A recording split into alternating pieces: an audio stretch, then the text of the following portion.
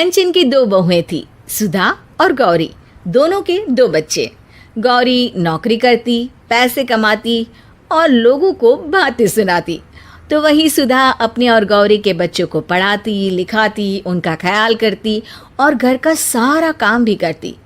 लेकिन फिर भी कंचन को पसंद थी गौरी। बच्चों चलो उठो, स्कूल का टाइम हो रहा है। भाभी, इन लोगों को आप अपने कमरे में ही सुला लिया करो ना, मैं डिस्टर्ब होती हूँ। वैसे भी आप क्या जानो ऑफिस में कितना काम होता है।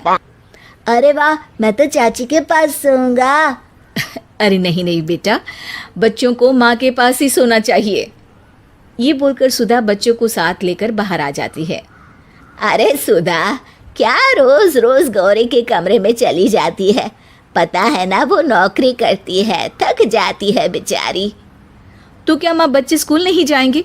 वैसे भी सुबह की पढ़ाई दिमाग पर ज़्यादा असर करती है, इसलिए मैं इन लोगों को सुबह जल्दी उठाकर दिन में सुला भी देती हूँ। अच्छा ठीक है, ज़्यादा समझदारी ना दिखा।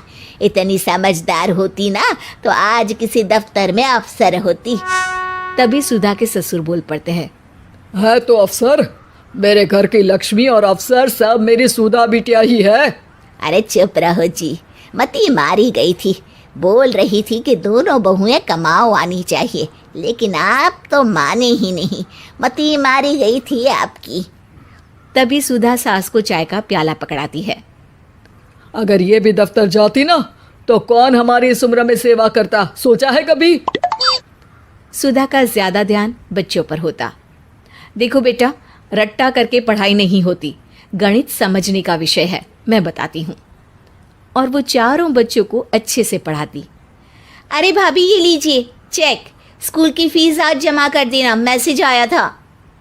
तभी सुधा का पति भी वहाँ आ जाता है। सुधा, आज रात को तैयार रहना, हम फिल्म देखने चलेंगे, रात का खाना भी बाहर खा लेंगे। नहीं जी, कल राजू की परीक्षा है, मैं नहीं जा सकती। अरे राजू की परीक्षा है तो गौरी है ना, पढ़ाए अपने बच्चों को। तुम्हारी भी तो अपनी जिंदगी है ना। अरे कैसे बोल रहे हैं आप? क्यों गौरी पढ़ाए? आपको तो पता है कि वो सिर्फ मेरे समझाने से ही समझता है। पति वहाँ से चला जाता है। धीरे धीरे बच्चे बड़े होते जाते हैं। एक दिन गौरी और गौरी का पति, भैया मैं और गौरी कुछ दिनों के लिए बाहर जा रहे हैं, घर में रह रहकर उब गए हैं। कुछ दिनों की छुट्टी है, सोचा मन बदल जाएगा। अरे तुम लोग तो रोज बाहर जाते हो, घूमते हो, कभी सुधा को भी लेकर जाओ, वो भी तो घर में रह रहकर ऊब गई होगी, थोड़ा चेंज मिल जाएगा उसे। कैसी बात कर रहे हैं पिताजी? ये जो घर चल रहा है वो हम लोगों के बाहर जाने से ही चल रहा है। और हाँ, हमने कभी मना नहीं किया कि भाभी बाहर ना जाए। अरे बाबूजी कहाँ, समय ही कहाँ है। बच्चे छोटे थे तब तो सोच भी सकती थी, अब तो बड़े हो गए हैं, जिम्मेदारियां भी बढ़ गई है, मैं नहीं जा सकती। अरे रहने दो सुधा, बच्चे छोटे थे तब भी तुम कहाँ निकलती थी। तभी सुधा की बेटी आ जाती है। माँ, आपके लिए खुशखबरी है, मैंने डॉक्टरी की परीक्षा पास कर ली है। अब आपकी बेटी जल्दी डॉक्टर बन जाएगी। ओह, मैं कितना खुश नसीब हूँ, मैं एक डॉक्टर का पिता कहलाऊंगा। और मैं डॉक्टर का चाचा। अरे आज तो अपने राजू की इंजीनियरिंग का रिजल्ट भी आने वाला था ना? आज नहीं, कल है गौरी, और उसके लिए कल तुम लोगों को कॉलेज भी बुलाया है।